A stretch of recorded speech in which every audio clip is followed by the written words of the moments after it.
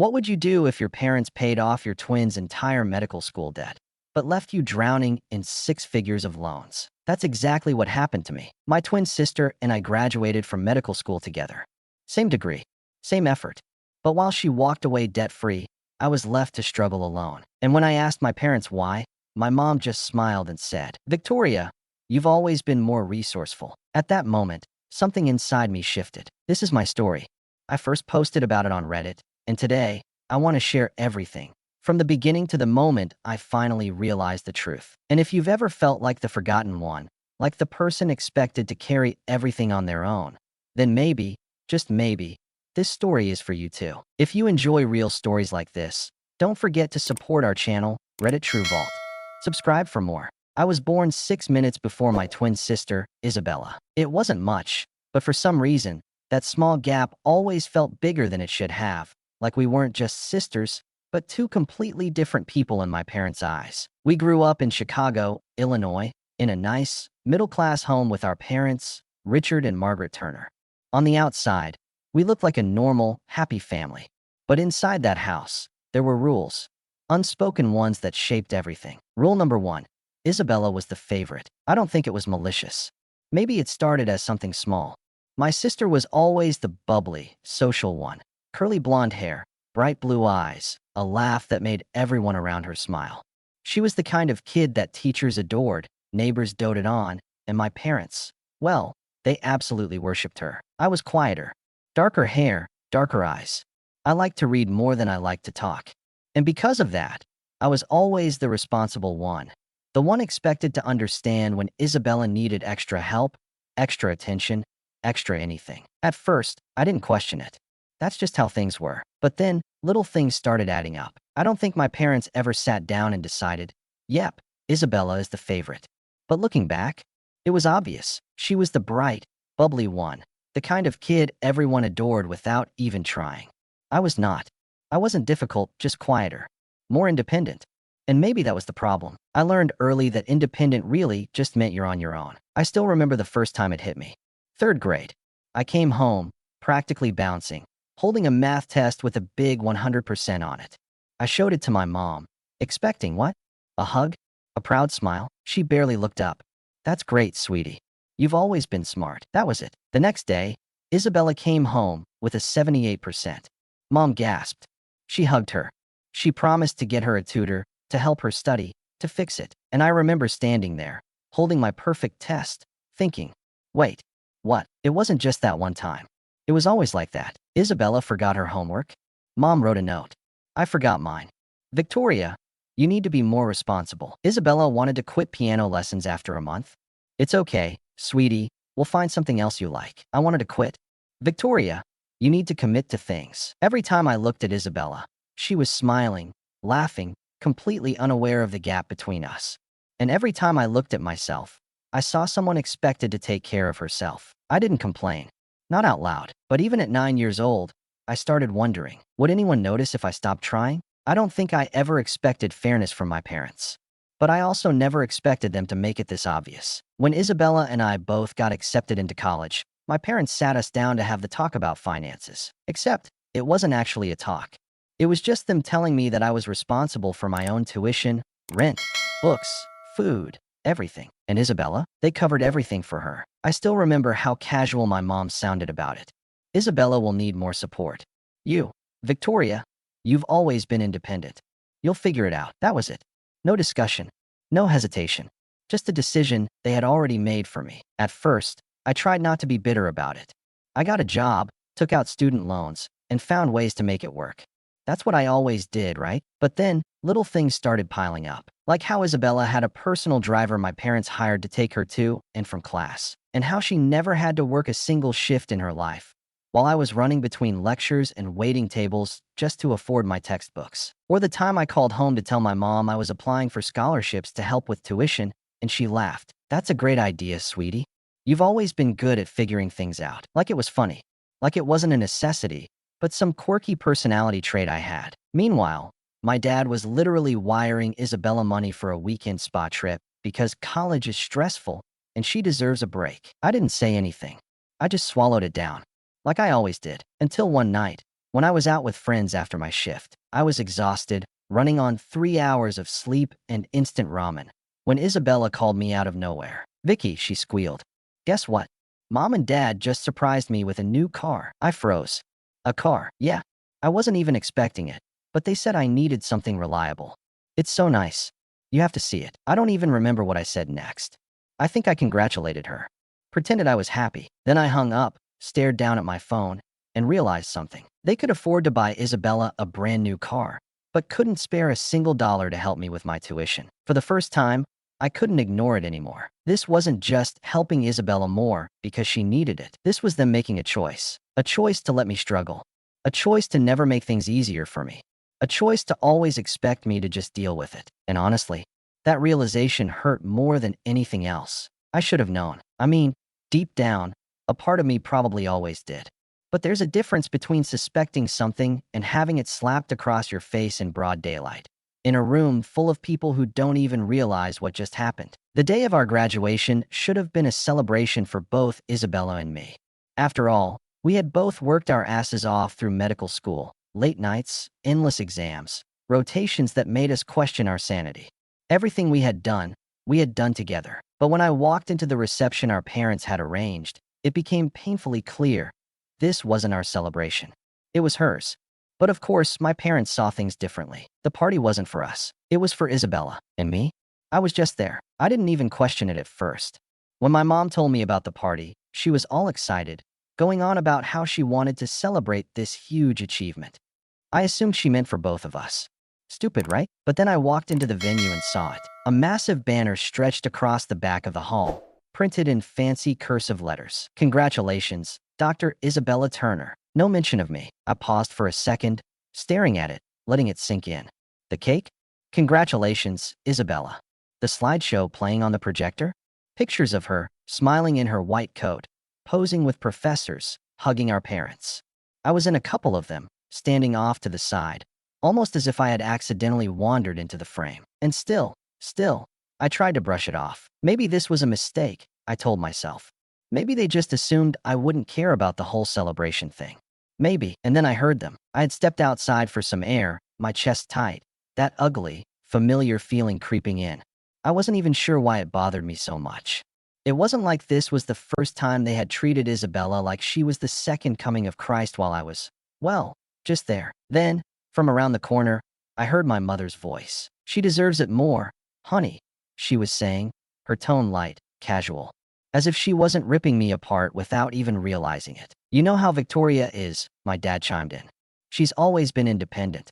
She doesn't need our help. She's smart," my mom added. "She'll be fine. But Isabella? She's always needed a little extra support. That's just how she is." They weren't even whispering. They weren't trying to hide it. Because to them, this wasn't some devastating revelation. This was just the truth. And in that moment, I realized something. I had spent my entire life trying to prove myself to them, working twice as hard, making sure I never complained, never asked for help, never showed weakness, because I thought that if I was strong enough, if I accomplished enough, they would finally see me the way they saw her. But they never would. Because to them, I wasn't the daughter who needed to be cherished. I was just the one who could survive without them. I don't remember walking back inside. I don't remember sitting through the rest of the party, listening to speech after speech about how proud they were of Isabella, how she was destined for greatness, how they always knew she would be a success. I don't even remember saying goodbye. What I do remember is getting home that night, sitting in front of my laptop, and staring at a blank Reddit post for what felt like hours. I typed, deleted, typed again. How do you put into words the realization that your own family sees you as less? That no matter what you do, you will always be second place in a game you never even knew you were playing? I don't know. But that night, I tried. I thought I had already hit my limit with them. I thought nothing could hurt more than hearing my own parents say, "Isabella deserves it more." I was wrong. Graduation day should have been a celebration for both of us. Instead, it was the moment I realized, without a doubt, that I had never really been part of their plans. I don't even know why I was surprised. The favoritism had always been there, throughout childhood, through college, through med school. But I guess some part of me still believed that this day, of all days, would be different. That for once, we'd be equals. It wasn't until I overheard my dad talking to some relatives that reality finally hit. "We're just relieved Isabella doesn't have to worry about loans. We took care of everything for her. I froze. Someone, an uncle, I think, asked. And Victoria? My mother laughed. Oh, she'll be fine. She's always been independent. That was it. That was their whole explanation. Not even a second thought. Not a hint of guilt. Just the assumption that I would figure it out, like I always had. I don't even remember how long I stood there, staring at them. All I could think about was every late-night shift, every meal I skipped to save money, every extra loan I took out, every moment I spent drowning in stress, because I thought I had no other choice. Because I thought we were all in this together, but we weren't. Isabella never struggled. She never had to, and they never planned for me to have any help at all. I turned to Isabella, my last hope.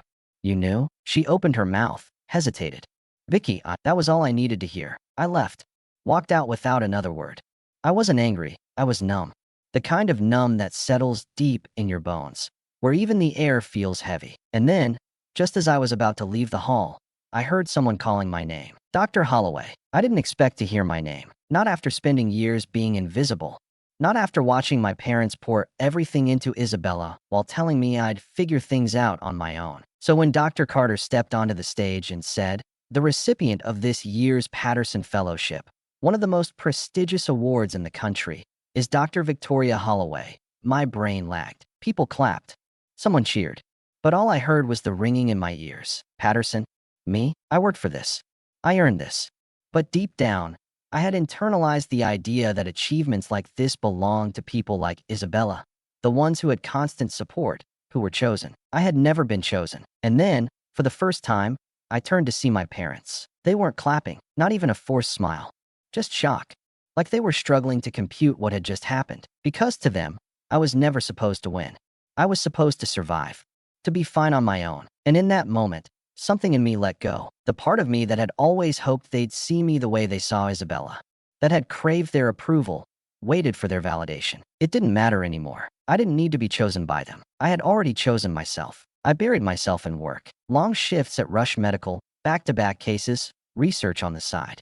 I filled every hour with something because stillness felt unfamiliar, like an invitation for old wounds to resurface. But here's the thing. I wasn't running from them anymore. I was running towards something else. For the first time in my life, I wasn't pushing myself in hopes that someone would finally see me. I was doing it because I wanted to. Because I could, and I was good at it. I didn't reach out. My parents didn't either. It wasn't anger. It wasn't some grand declaration of estrangement. It was just silence. A vacuum where their expectations used to be. Then, one night, my phone rang. It was my aunt. One of the few relatives who had always played neutral. The one who sent birthday cards but never picked sides. Victoria, she sighed. The way people do when they're about to say something they know you won't like. I don't understand why you're doing this. Doing what? I asked, even though I already knew. She hesitated. Cutting yourself off like this. I mean, they're still your parents. There it was. The same old script. They love you, sweetie, she continued. Family isn't perfect, but at the end of the day, you only get one. I let out a slow breath, leaning against my kitchen counter. They didn't love me, I said quietly. They loved the version of me that didn't need anything from them. Silence. Victoria, they didn't want a daughter. I cut in. They wanted a success story they didn't have to invest in. Another pause. Then the real reason for the call slipped through. They just don't want the family to fall apart over this. And there it was. Not concern for me. Not regret. Just damage control. Because to them, it wasn't about me walking away. It was about how it looked. That was the moment I knew. I hadn't lost anything worth keeping. A few weeks after cutting my parents off, I got a text from Isabella. Mom and Dad want to see you. Can you come home? For a second, I just stared at my phone. It was the first time Isabella had reached out since graduation. She hadn't defended me back then, hadn't said a single word when our parents decided I wasn't worth helping. And now, suddenly, they wanted to see me? I shouldn't have gone. But some stupid part of me, some lingering, hopeful piece, wanted to know why. So I went. When I stepped into that house, it felt foreign, like a place I had long outgrown. My mom was already sitting on the couch, arms crossed. My dad stood near the fireplace, pretending to look casual. And Isabella, she was sitting stiffly on the far end of the couch, looking tense. I barely had time to say anything before my mother started. Victoria, family is important. You know that. I almost laughed. Now family was important? You've made your point, she continued, her voice calm. Too calm.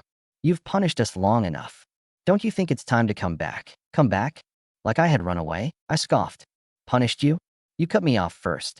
You made it clear I wasn't part of this family the moment you decided I wasn't worth helping. My dad exhaled sharply. We did what was best for both of you.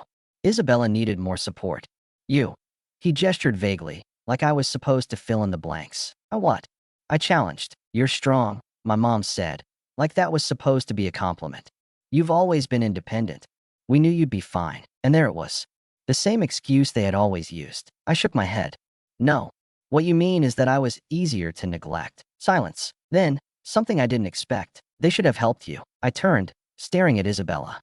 She was gripping her knees, jaw clenched. They should have helped both of us. My parents stiffened. Isabella, sweetheart, my mom said, her voice taking on that saccharine tone she always used when trying to manipulate. We did what was best. No, you didn't, Isabella snapped. You chose me. You decided she wasn't worth it. And I let you. But I was wrong. For the first time, my mother looked genuinely taken aback. We just wanted what's best for you girls, my dad muttered. But even he didn't sound convinced anymore. Isabella inhaled sharply, then stood up. You know what, Victoria? You were right. About everything. And I'm done letting them control me too. I blinked. What are you saying? I'm moving out, Isabella said, turning to face our parents. And I don't want your money either. The color drained from my mother's face. Isabella, don't be ridiculous. You're just upset. No, she said firmly. I'm finally thinking for myself. For the first time in my life, I saw fear in my parents' eyes. Not because they were losing control over me, but because they were losing control over both of us. I let out a slow breath and looked at Isabella. You sure about this? She nodded. I smiled. Then let's go. And just like that, we walked out together. For years, I thought the only way I'd ever feel free was by letting go of my parents. Turns out, it felt even better knowing I wasn't walking away alone. Victoria's final Reddit post. I never thought I'd write something like this, but here I am. For the first time in my life, I walked away from my parents without looking back. And I wasn't alone. Isabella walked with me. I used to think that if I worked hard enough, if I proved myself enough, they would see me the way they saw her. That if I was patient, one day, I'd be worthy of their love. But here's the truth. You don't have to prove your worth to anyone. Not your parents. Not your family. Not the people who should have loved you unconditionally from the start. If they only love you when you're useful to them, it's not love, it's convenience. I wasted years trying to earn something that should have been freely given.